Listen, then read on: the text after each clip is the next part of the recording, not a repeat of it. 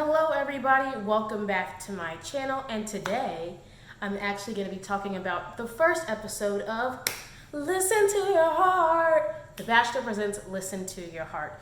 So I like books, but I also really enjoy the Bachelor franchise. I am a part of Bachelor Nation, and because of that I want to talk about each episode. So I'm going to take my sparkling white grape juice cocktail and gonna pour it into my glass. Let's get into this breakdown.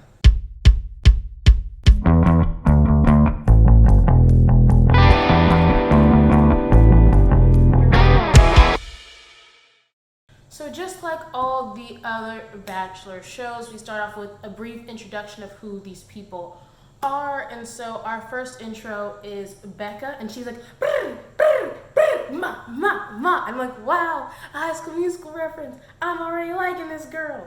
So she was cool. Then I saw Gabe from H-Town. I was like, yeah, Gabe, let's go. I'm rooting for you. And then the last person that I wanted to talk about was Trevor, and how all of a sudden, first shot, his shirt's off. I'm like, we're getting there already? It's crazy. So this is the first night, and everyone is coming in, and Jamie gets there first, and then Ryan shows up. Jamie and Ryan seem to be hitting it off. But one thing that is funny is that Jamie was like, listen to your heart. And I was like, that's where we get listen to your heart from? From Jamie? How iconic. Jamie. That's the only praise Jamie will be getting for the rest of this breakdown. So then Rudy shows up, and people tell Rudy she smells nice, and she's like, I do. I was like, wow, I love your self-confidence. Then Trevor shows up, and Trevor starts talking to Jamie. And I'm like, Trevor, no, you're breaking up Ryan and Jamie. Go away. Goodbye. But he doesn't go away. Next we have Michael. Michael walks in and he's like, I just made it. And he's feeling a little self-centered. And I read him right, because he was just throwing red flags at me. Like when he was interacting with Savannah, he's like, you have gorgeous lips, and like leans in to kiss her. I was like, yikes. Sheridan is awesome. I really like Sheridan. I know I didn't talk about him in the people intro, but he's just a really great guy, and I like him, and I think he has potential. So then Chris Harrison shows up, and he's like, yeah, there are 12 dudes and 8 girls, and 4 of you dudes are going home. And I was like,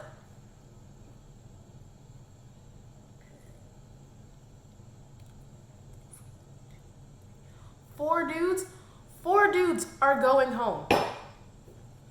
That is crazy. They're getting cut quick. I was like, couldn't you do a nice 9 and 11, still sending 2 guys home, but not 4 guys? That's so many guys. Obviously the guys are like, it's the fight to the death at this point, because it is. The guys go their way and the girls go their way, and they're talking about who they're interested in. And for me personally, it's never been a good thing to say who you're interested in to other people, because if another person is interested in the same person you're interested in, that starts a necessary conflict. Just keep who you liked on the DL and proceed. Period. Like, I don't understand why they need to do all this stuff. Like, you need to move in silence, okay? Loose lips sink ships. And in this case, it could be relationships. So now we go back to the mingling, and Sheridan pulls away Julia, and they seem to be having a good conversation, and we have the first steal. Boom, boom, boom. Brandon's like, can I borrow you real quick? Wow, the first steal goes to Brandon. And Brandon and Julia end up kissing, and then we're gonna flash forward to Rudy and Matt in the hot tub. While they seem to be having some sort of connection, Rudy is like, yeah, don't wanna kiss you right now. We flash to Jamie and Ryan kiss. And then we flash to Julia, who also seems to like Ryan. But then we flash forward, and Jamie now is kissing Trevor in the hot tub, and that is the end of their first night in the Bachelor Mansion. First dates. Okay, so Chris has the first date card. He walks out like, yo fam, and I'm like, I can't take you seriously. The card is for Ryan, and Ryan asked Jamie out, and they're going to record Gravity by John Mayer on this date. And while he's doing that, Trevor's like, oh no, she's going on a date. Obviously, they're going to develop their relationship on this date. And I'm like, yes, I don't like each other, so go ahead. The next day card goes to Matt, and earlier Rudy and Matt were in the hot tub, but Matt first pulls aside Mel, and I'm like, whoa.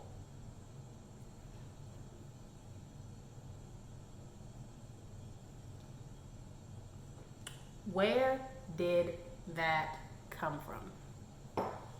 Where did that come from? Because nowhere, not the night before, did I get any inkling that Matt had any attractions to Mel. And at this point, I'm first like, red flag. Is he just looking for a rose, or does he actually care about these relationships? But then he pulls aside Rudy. And with Rudy, he's like talking about like the date, and he's making it seem like he's going to ask her on the date. But then he asks Mel, and I'm like, what sense does that make? So during the date, Ryan and Jamie are clearly bonding, and it looks great, it looks beautiful. And at this point, I believe that Ryan has the rose.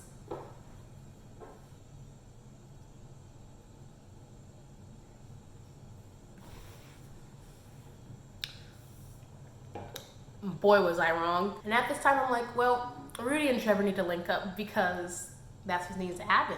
Then we flash forward to Chris and Bree. They're not on a date, but they're still in the mansion.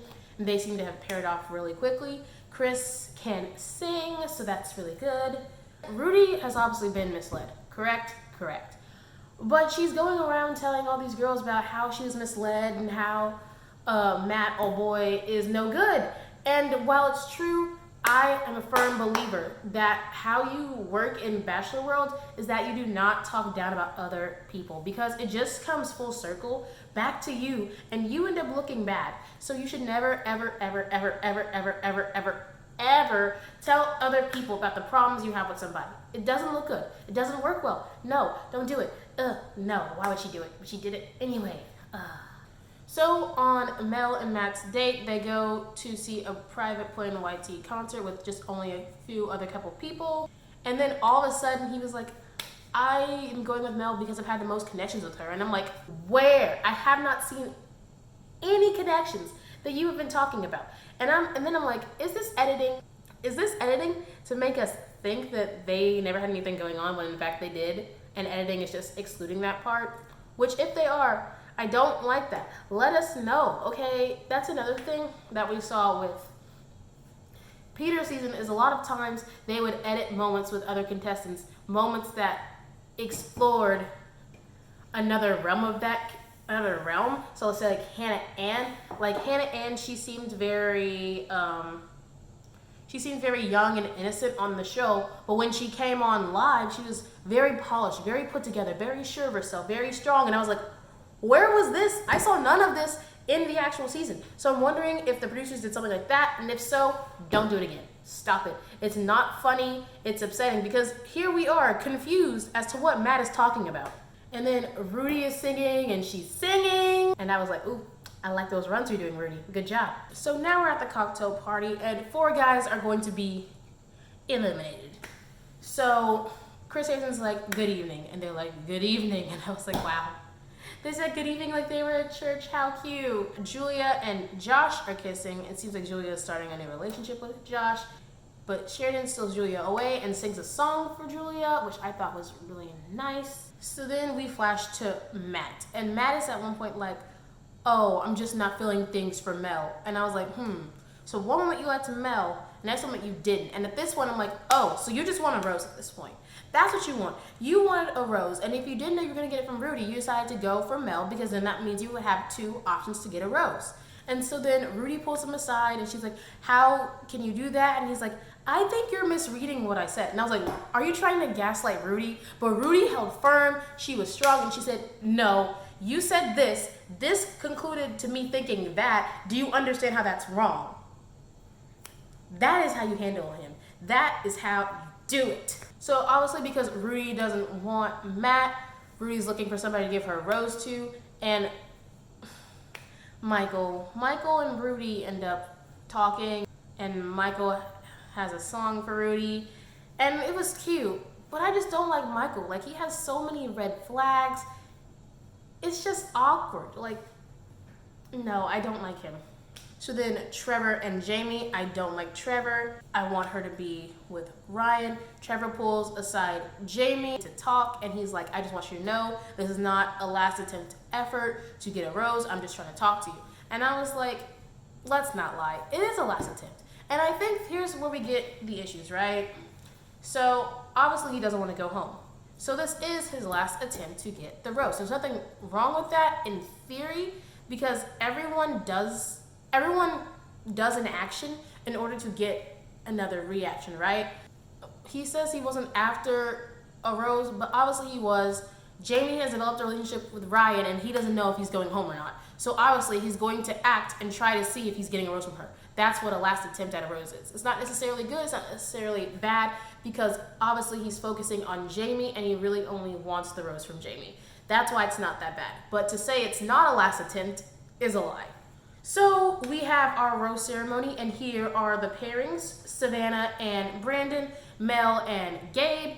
And at this moment, Matt is like, if I don't get a rose from Mel, I know I'm going home. And I was like, see, you were only after the rose. Some girl ends up with Danny, don't really know who she is, couldn't catch her name. I replayed it, still couldn't catch her name. Bree is with Chris. Cheyenne, I love her. She has that black girl magic. She has bad taste though, because she picked Matt, so Matt stays on the show. Julia picks Sheridan, and I was like, yes, see Julia, that is good taste. Jamie picks Trevor, and I'm mad.